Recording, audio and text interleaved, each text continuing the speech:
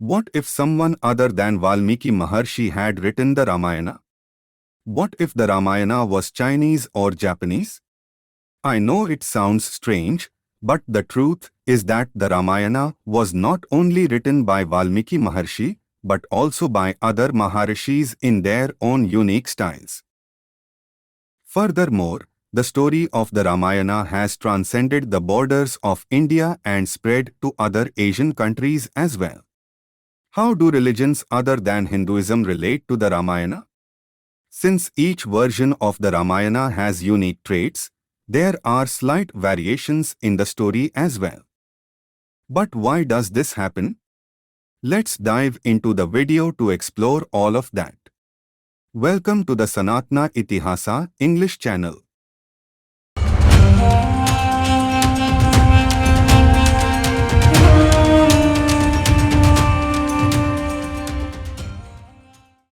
Ramayana holds a significant position in Hinduism.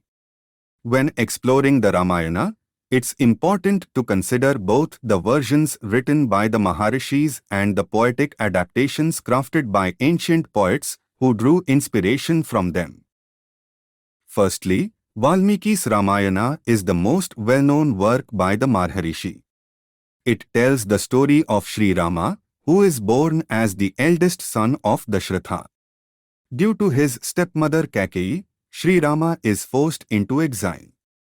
In a tragic turn, Sita is abducted by Ravana, leaving Sri Rama and Lakshmana in a challenging situation.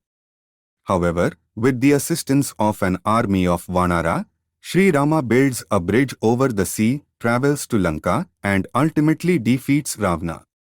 Afterward, Sri Rama returns to Ayodhya, where he is crowned and becomes the king. This is the well-known story of the Ramayana that everyone is familiar with. As mentioned by Valmiki Maharshi, it is called Ramayana and also called as Sitayana, as the shloka says, Sitayascharitam Mahat. Mahabharata is the second great epic of India, and it features the story of Ramayana twice.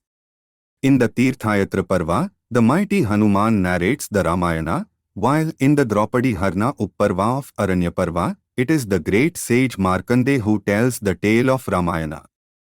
When Hanuman meets Bhima for the first time, they engage in friendly banter, with Hanuman playfully asking Bhima to demonstrate his strength.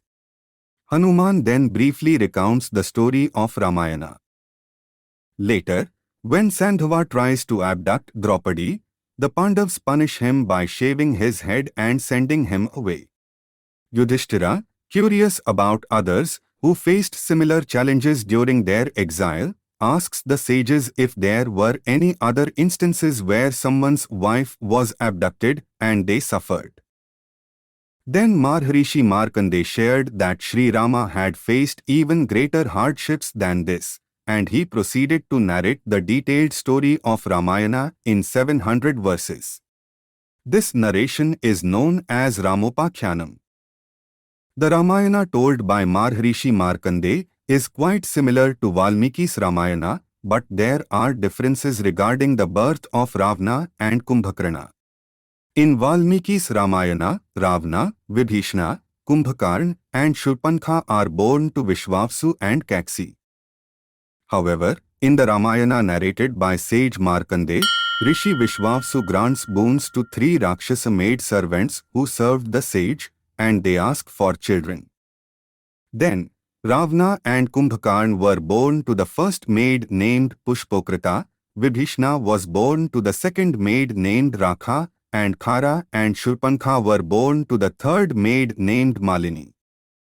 Now you may wonder, how is this possible? Are the Maharishis mistaken in their writings? Or am I providing incorrect information? No. The reason for the variation lies in the fact that the Mahabharata we are currently reading, written by Vyasa Maharshi, was composed during the 28th Dwapara Yuga. Now you might be wondering, what exactly is this 28th Dwapara Yuga? Are you feeling a bit confused? Don't worry, I will explain it in detail. And trust me, it's going to be quite fascinating. Vyasa Maharshi wrote 18 Puranas. According to the Matsya Purana, in Volume 2, Chapter 290, each Purana corresponds to a different kalpa. Now, let me briefly explain what a kalpa is. In one kalpa there is 14 manvantaras. In one manvantara there is 71 Mahayuga. One Mahayuga consists one Satyayuga, Tretayuga, Dwaparayuga and Kaliyuga. So, according to the Puranas, the events of the Ramayanas happened differently in various kalpas and yugas. The Ramopakhyana mentioned in Vyasa's Mahabharata occurred in the 28th Dwaparayuga, representing events from that specific time. The Valmiki Ramayana, which we are familiar with, depicts the events of the 24th Tretayuga. That's why there are differences in the stories. After Valmiki's Ramayana, there are other famous versions of the epic as well. One of them is called the Adhyatma Ramayana, which is a part of the Brahmanda Purana's Lalita Khanda, composed by Vyasa Maharshi. It consists of 4,200 verses and is presented as a conversation between Shiva and Parvati. In this version, Ravana recognizes Rama as an incarnation of Lord Vishnu and kidnaps Sita, thinking that he will attain salvation more quickly by dying in Rama's hands than through penance. Ravana's request is eventually granted, and the story progresses with all the other familiar incidents.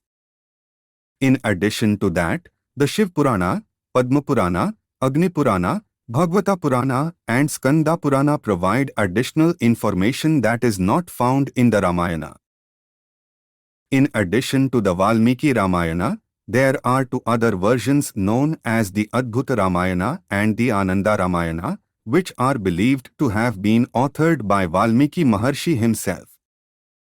In the Ananda Ramayana, Ravana discovers that he is going to die from Kausalya's son. So, he kidnaps her before her marriage and locks her in a box. However, upon Mandodari's advice, he eventually releases her. In this version of the Ramayana, Sri Rama establishes the Shivalinga, which becomes the sacred place known as Rameshwaram. Another fascinating version is the Adbhuta Ramayana, also known as Sitayana, which consists of 27 chapters. The interesting twist in this story is that Daskanta Ravana has an older brother named Sahasra Ravana, who has 1,000 heads. It's quite hard to imagine, isn't it? In this version, Sri Rama defeats the Shakanta Ravana, while Sita Devi, in her fierce form, puts an end to Sahasra Ravana. This particular version of the narrative puts the spotlight on Sita Devi, portraying her from the Shakta perspective as an incarnation of Mahakali. Additionally, there is a book called Yoga Vasishtha, believed to be written by Valmiki, which includes various incidents from the Ramayana. It takes the form of a conversation between Maharshi Vashishta and Sri Rama. In this book, Maharshi Vashishta imparts teachings on the principles of Advait Siddhanta. We have covered Maharishi's Ramayana, but centuries ago, poets created their own unique versions of Ramayanas, inspired by Valmiki Ramayana and Adhyatma Ramayana. Notable Ramayanas include Kamba Ramayana in Tamil, Pampa Ramayana in Kannada, Ranganatha Ramayana in Telugu, and Ramcharita Mansa by Saint Tulsidas. Ramayanas were also written in different languages for wider understanding. There are even Ramayanas in other religions. In Jainism, there are 11 different versions of the Ramayana. Additionally, in Buddhism, there is a Ramayana called the Shraddhajatka. The Ramayana has spread to many Asian countries beyond India. In China, it's known as Lanka Siphor, in Japan as Ramayana or Ramesho, in Nepal as Siddhi Ramayana, in Sri Lanka as Janki Haran, in Thailand as Ramkeen, in Cambodia as Ramkir.